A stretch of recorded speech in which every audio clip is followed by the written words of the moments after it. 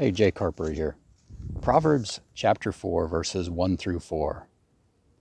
Hear, my children, the instruction of a father, and give attention to know understanding. For I give you good doctrine. Do not forsake my law. For when I was my father's son, tender and the only one in the sight of my mother, he also taught me, and said to me, Let your heart retain my words, keep my commandments, and live. Those words were written by Solomon, and he was talking about, he was telling his son that he wasn't just making all this advice up, that he was passing on the good advice that he had received from his father. Who was Solomon's father? But King David, the man after God's own heart. So Solomon had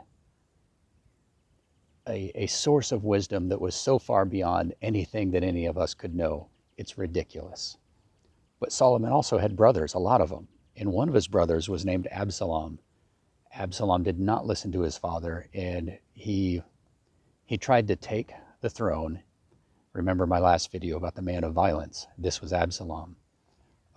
He did not listen to his father, and in the end, he died, and his name lives or dies in infamy today. We don't remember anything positive about Absalom, except he was a good-looking, vain man.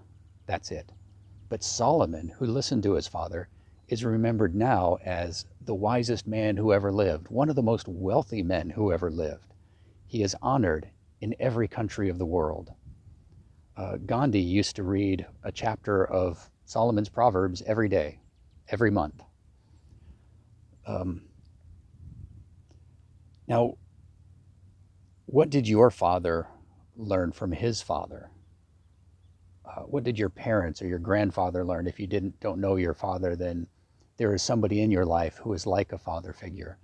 And he's not going to be perfect. Nobody is. Your parents aren't perfect. Your pastor isn't perfect.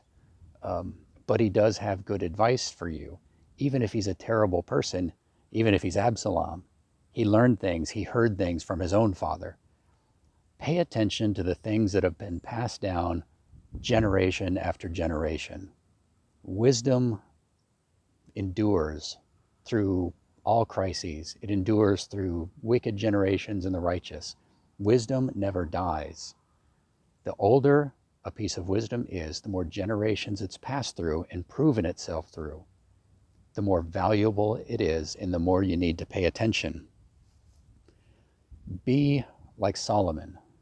Don't be like Absalom. Learn from the wisdom of your fathers, especially the wisdom that your father learned from his father, and his father, and his father. You know what I'm saying. This is Jay Carper from American Torah. Be blessed.